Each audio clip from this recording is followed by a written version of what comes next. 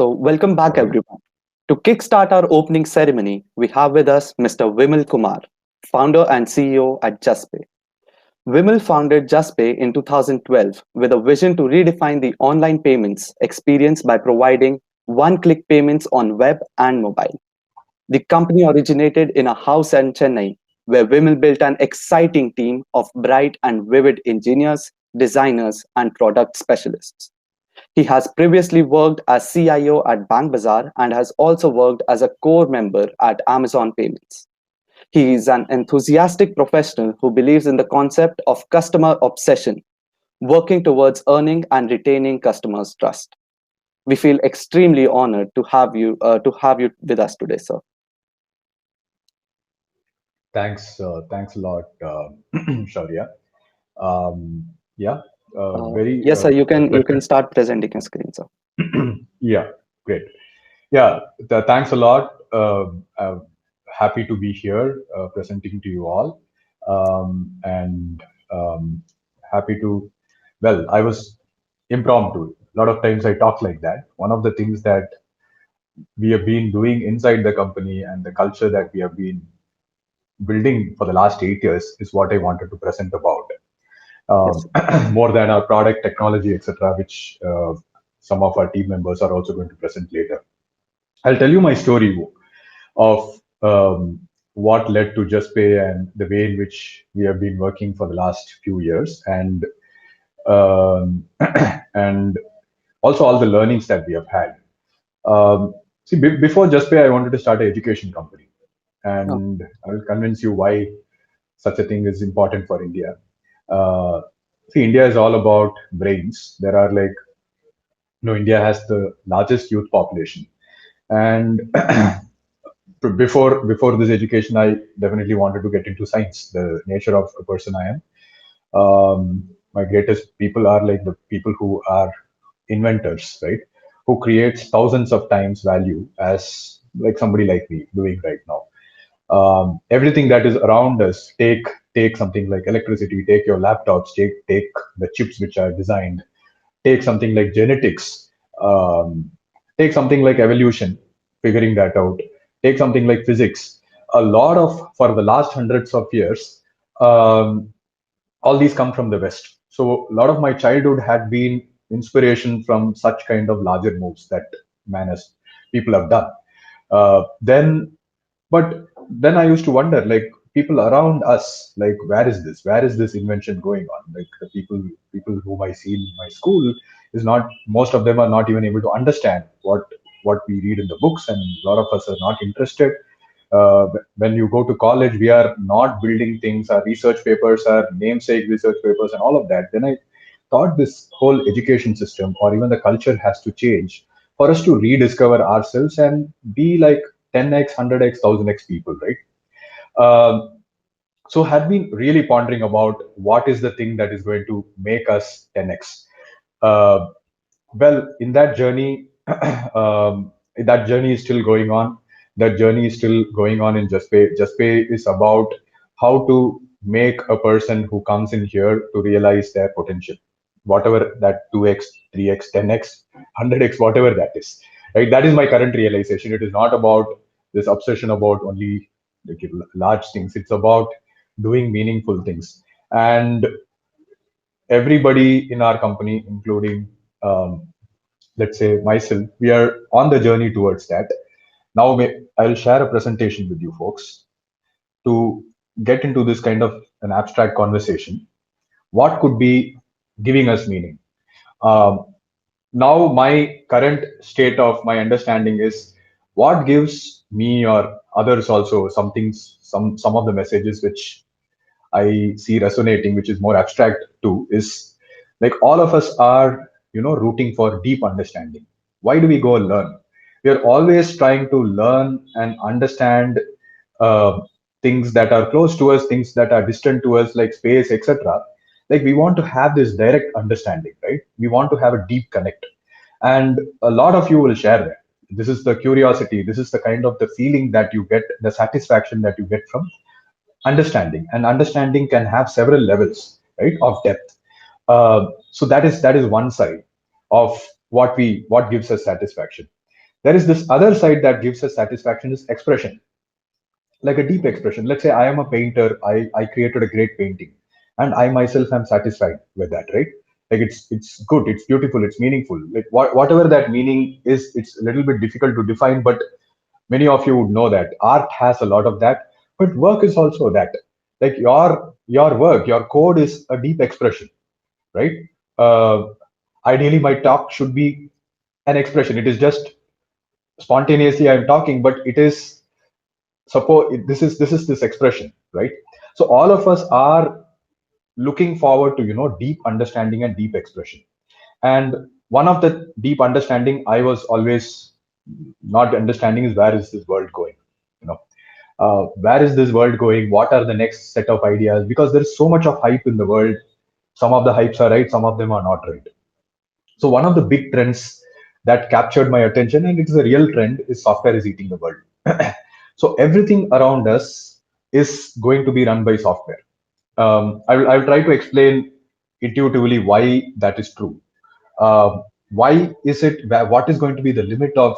Uh, like I have a cup here. Will this run software at some point? I would say yes, for whatever reason, because it will be so cheap to run it. Right now, you can see cars run. There are lots of most of the cars have processors, microprocessors. There are high-end cars which have like dozens of processors, and it used to be questioned, why do you all that is required, but like you will always find use case. And why is this trend happening? Why is software eating the world? Why is everything around us going to be enabled with software? Atoms as the number of glasses needed to fill the oceans. So it's almost like you have a glass of water, it's an ocean in your hands. You have so much material in your hands. um, okay, fine, I have a lot of material. Then what do I do with the material? The next pattern, which you might see intuitively also around the world or around even the universe, see, there is this nature in the universe which organizes matter. All of us, when we try to understand, I said expression. Your expression is always about, some organization of matter. Even you're making your painting, I'm making a machine, it is organization of matter. And a lot of times, the amount of material or resources you have used to be the bottleneck. Maybe a couple of thousands of years ago, a king has to be there to build a big mega structure like a pyramid, right? You need an entire kingdom to do that. Why? Because they wanted to put the matter together and like create something that they found as meaningful. So if you take the trend of um, people making things, like from in the engineering field itself, you can see that from architecture it went into mechanical engineering, which is smaller than architecture in size, but more richer in terms of complexity. Then it went into electrical, then it went into electronics, now it is in software. So there is this trend of miniaturization of machines, and this potential is not going to stop anywhere soon, because there is so much matter. And the nature that the natural force in the universe is to arrange matter. Okay, so in this, my understanding, I probably many other people resonate with these kind of theories, is this nature of this universe to organize matter is more than it going to space. It is going into, it's actually going. This is a debate that people used to have. Is it going to be like we are going to go and do mega structures, or we are going to do microstructures? Really, what is happening in front of all of us is microstructures, right? It is going inward, and it is more and more we will be able to do in the future, nanotechnology, biotechnology, etc. So that means the younger generation has to be going really deep into what does it mean to make good software. Good software is not about only following the current trends of, okay, let me be a React developer. Fine, that's a good start, but it is much more than that. It is about really going deep into the foundations. Well, as some of the computer science engineers, you would know, getting into data structures, algorithms, some of them seems very logical and deep. What do we call as fundamental is like some of the things that don't change, which you can learn, and it will be true for the next 100 years, or next 100 years, let's call it also, right? So there are lots of foundations like that, and that is something that we are very excited about in JustPay, to make all these young people get into the foundation of things. Well, we will do the cool stuff, but still it is not like the cool stuff has been coming from foundations. Don't forget that, right? If we are able to do all these nice websites, somebody built the browser, and to build the browser, somebody created the computer, somebody made great screens. All of these things come from these decades of innovation, right? So one of the things to do that kind of deep understanding and deep expression, deep work, one is we need to focus on long term. Well, to convince people to focus on long term, at some point I wrote these principles because it was very difficult to especially youngsters, my own perception or my own experience of you know to convince people towards value creation. That's why we wrote these principles, right? What do we really want in our lives? For deep understanding, deep expression, in a way, when you do these two, you end up creating value. And well, when we have things like software and computers, typically we are the bottleneck. We can't complain. We don't have resources. Everything is available to us. It's totally up to us to do it. It's like you have a music instrument. It's up to you to create a compose a tune. So the bottleneck is us, first of all, understanding that, right? So more and more people understand that, like, it is uh, the bottleneck is us, and then find ways in which we can unlock some potential in us, right? And that's what we call as hidden potential. Um, that's also, we think, from birth we have certain things. Yes, we can't deny that. Like, some of the people have certain talent more, some of them have certain others, some of them have more or less, whatever that is.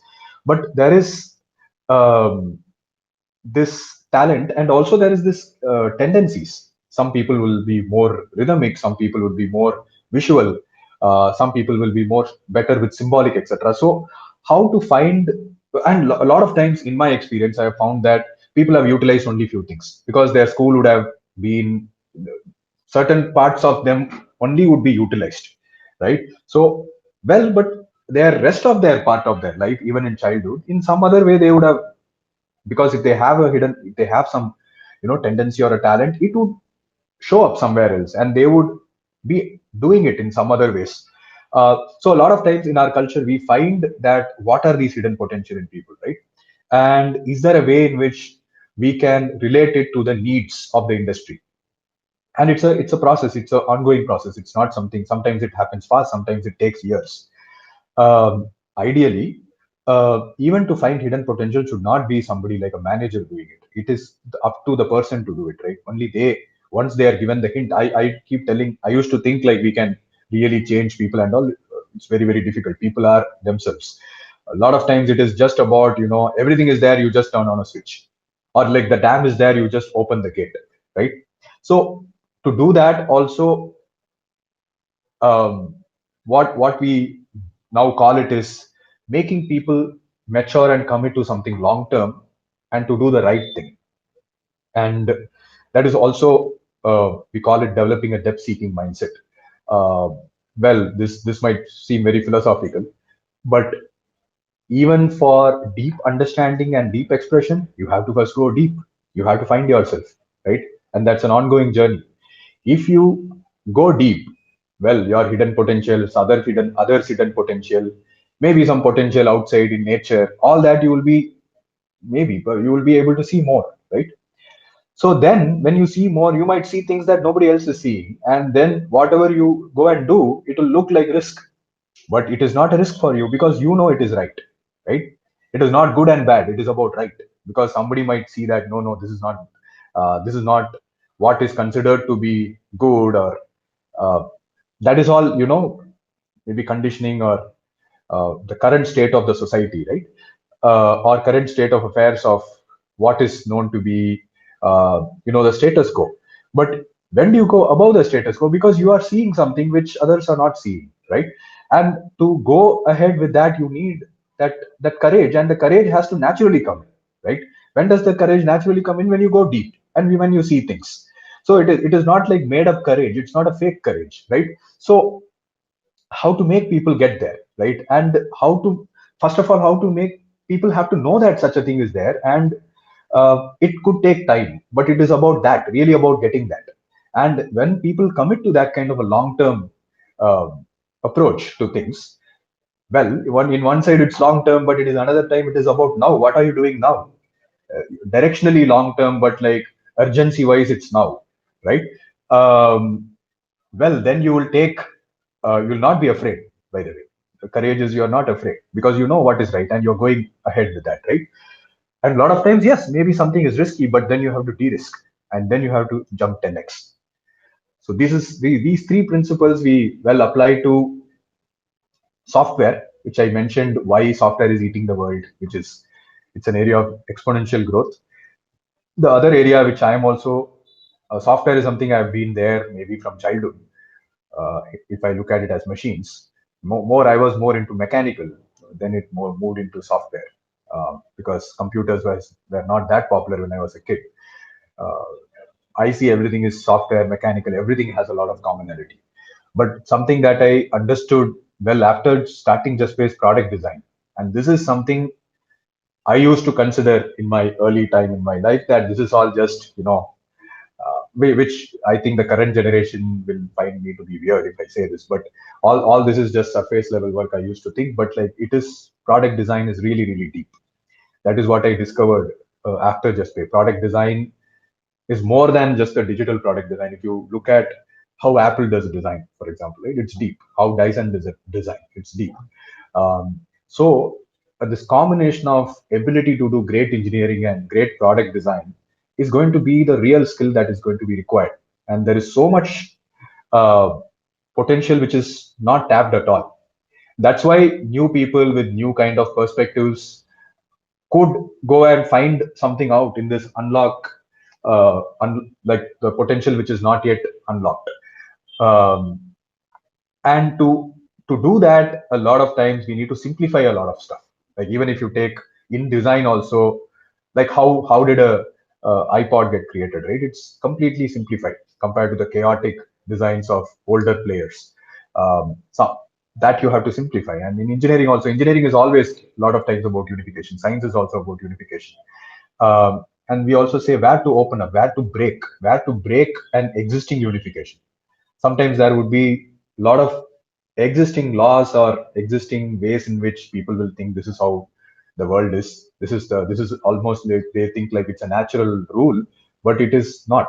Like it is some kind of a old order that you have to break and open up. For that, you need to have this mind to play around a bit. You have to sometimes forget it, right? Forget that you can solve. People say know the rules and break the rules. Also, all that is there, but this side, I don't need to say. Current generation knows some in some areas how to play, but it is really a combination of my rule is typically I won't play initially. I will try to take a challenge, and it is so challenging that I can't solve it without play because it is just so frustrating unless I get to that limit and play, then I'm eligible to play. That is probably one way to look at it, but maybe there are other ways to play. Um, well, these are our principles. Um, and about payments, why did we get into payments? Well, when I got into payments, it was there was no logic. It just thought, as I said, I wanted to start a show one more slide education company, which is more like how to make people 10x, etc. Uh, then one thing that I realized around that time is, any work can be done better. Otherwise, I used to be stuck in, I will only do, I wanted to do auto driving cars and things like that and all, like more higher order engineering work, but I was never getting a chance.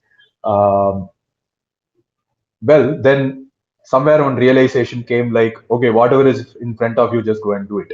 I didn't think at all. Somebody told that payments is a problem. Next day, it's a payments company. That's all. It just felt like just the right thing to do and just went ahead with it. Then that education idea, how JustPay is run is one model that we figured out. It's very, very difficult to push people towards 10x uh, because it takes a lot of, you know, sometimes it's you have to take the pain to do that, and it has to naturally that courage has to come in. All that it takes time. It's okay. There is no pressure, but to create that possibility also, one is like show the big problems in front of them, right? Show these problems are there in front of you, and create a channel of access that some way you have to create steps to be able to have some step-by-step way of solving those problems, right? Like because you think about college project versus real problems, there is such a big gap. Everybody does college project, none of them get used. So, but college project is easy. What is the next step? What is the next step? Another, the other side in the industry is all, some other people have done it, people keep maintaining. So, how to make this bridge between getting young people to have a path towards solving big problems, right? Once you show it, then there is a lot of motivation that gets created. Then this preparation for solving big problems is you have to do this preparation. One of them is creating the platform and processes. So we build a lot of our own tools. For example, we have built our own React Native, and that is a big differentiator for us because it's very small in size. It can be embedded in apps, and we can use JavaScript to run any native UI, and that has 200 million installs, running millions of transactions per day through it. Why it was built by an intern, and it was I was amazed. An intern who just got a hang of it. That person who wanted to, like round the clock, he will work with polyplastic sleep and all of that. That person went crazy and did it, but maybe for a month or two. But then uh, everybody has their own way, right? Looking at that, many other people built many other platforms, and for me, like I have not built things like that, and freshers are building it. That just amazed me, right? And that is a testament to saying, so much is possible, and we can be like inventors. Um, well, then about payments. Payments also, when we started payments, I didn't think much about it. I thought it's like 2 years it will be done, and you don't need, 10 or 20 people is enough to just move money between two bank accounts with the right authentication. So what's more to it is how I thought, but it is there are two parts. Then the reality is nobody will let you do it, though it is actually simple. But there are so many forces which you have to go around against all these existing old solutions. Wouldn't have even happened 1 year before. We used to be inspired by ATMs. Somebody who designed these ATMs, it's just working. You don't even need to train people, right? But all these online solutions are so bad. Then we used to think password keyboard is required. We designed this keyboard, etc. But when UPI came in, we went and presented to them. Then they asked us, why don't you build it? And that is almost a trademark for UPI right now, right? Well, it is not. It is something that we built and gave it to NPCI. It's not a. It's more like we did a services like it is something that we did out of, for the ecosystem we have to do it. And for our people it gives a lot of satisfaction in terms of, what we built is there in all the phones. So in that perspective, there is a lot of ecosystem innovation that needs to be done around money itself, not just about payments. Now you extend payments and look at what is money, and what is money. Money is actually supposed to be equivalent to value, though it is always not. It always is not, perfect. But the idea of money is that, let's say there is a country and it has some value which is 100, some land, some food, and all of that. You again print another 100 of something called notes or some money or some digital currency or Bitcoin, whatever it is. You create that, and you somehow distribute that in proportion. In a way, you can create money like that. It's a crude way of just thinking through money, what it is. Then it's all about then resource flow. Money is not, no, it payments is not this. What we are doing is not about, okay, cash is going on and we are just moving from cash to cashless. It is truly about the whole exchange of value, right? Because money is all about, as I said, there was already existing value in a country, and money is just a representation of that, right? Then, okay, what's the point of money afterwards? It's about exchange of value. Okay, what is the use of exchange of value? Exchange of value helps in creation. So you can gather things and you can put something together. That's one way of creation. Or you created something and you can give it to somebody else, and what they created you can get it back, right? That is how the whole world is working, or it's supposed to work. And there are lots of transitive relationship. I created something, I give it to somebody, that person creates, they give it to somebody else. If you create this whole creation graph of this whole world, it's extremely complex, and that is a big animal in itself, right? And this whole creation graph itself is completely going to the next level, because we talked about the whole digitization, right? Software is eating the world. So everything around us, from, agriculture, construction, transportation, everything is going to run software. And all our engineers, all these startups around us whom we work with, are taking each of these verticals and going deep, and they are going to grow rapidly, right? And the kind of use cases that they have, it is not just about like, okay, I used to have a kind of business in which cash used to work. That is not how their use cases are. They would need micropayments. They would need subscriptions, right? Even subscriptions for software people are used to, but subscriptions for hardware, etc. Right? Subscription is a kind of commitment. A person is giving commitment. Like Kickstarter, for example, is another innovation, right? Like people are giving commitment, pre-commitment. Um, then things like micro credit. Credit is also something which is uh, something that you are trusting somebody and giving your resources to them, right? So that ideally the person who's taking it enhances creation in a couple of ways. Consumer, even a consumer credit is given because somebody takes a consumer credit and buys something which is great, so that a creator is benefited. So everything is about, you know, um, everything translates to creation. Is my point. So our point about payments is do our best to facilitate resource flow to the people and places of the most future potential. That is, the most future creators need to get the resource they need. If somebody needs a laptop to learn design in college, they should get it. They should not wait. They should not wait even a day, right? So when is the world going to that? And in what way, by all these financial innovation that we do, can we help there, right? So that is what we are after. I'll stop there. If you have any questions, I'm happy to take it. Yeah. So if any of you have any questions for Vimal sir, you can drop them in the questions box and we'll take them one by one.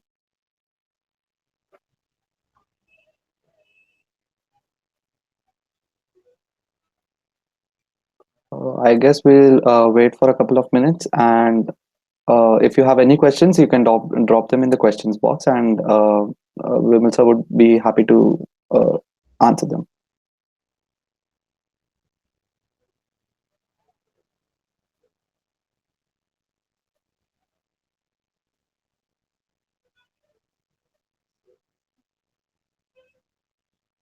All right. Okay, so I don't think there are any questions. So thank you so much for sharing your words of wisdom with all of us here, sir. It was very inspiring to know how JustPay emerged to become one of the superpowers in the payment provider markets from just being a team of few people. I guess there's a question that has popped up in the chat box. Yes. So, sir, the question is, I am actually working on my own idea of building a fintech startup that manages certain logistics as well as e-commerce networks. But the problem is that I am unable to build up the right technical team. I am not a tech savvy guy, but I know my idea has the potential. What's your suggestions to find the right technical guys and even how to fund the development cost of the whole software application in just the prototypes stage? Sure. All right. See, my take there, again, it is through my experience or my narrow understanding, um, is whenever we were small, to cross some of the walls, always there are these walls to cross for startups. And even now, for us, for the next stage, we have to cross certain walls. Like we had to be as much as possible self-contained. So how do you convince somebody else? You find a friend who has that other side, right? If your idea needs the tech, they have to be part of the founding team, right? So now and maybe that is one perspective. You have to find that person. But if your question is even how to get that kind of a founding team, then I'm assuming you are a business or a product person. There is also a lot to be done there, right? One of the things we do a lot in JustPay is also prototyping. How much can we do such that as if the product is really working? I saw, for example, one video, one Stanford lady, she was talking about entrepreneurship in Stanford, and she was talking about a prototype to a crazy extent where her team made one, like a mobile kind of, cardboard box, Okay. like some kind of a frame, like a photo frame, and people were acting as if what it was. So you didn't even need to make a prototype, but the way in which they just put a camera in the front, and behind, like the people are coming in, and okay, you are making, let's say, two people are singing together, that kind of an app, right? They are just coming and acting behind, right? And it started looking like, will this work or not? And one person is going and like, clicking a button. Like then it feels like they would have taken, 15-20 minutes. Yeah. So find innovative ways in which you can get as close as possible to reality with whatever things you have, right? Yeah. Sure. Okay. So are there any other questions that you guys would like to ask, sir?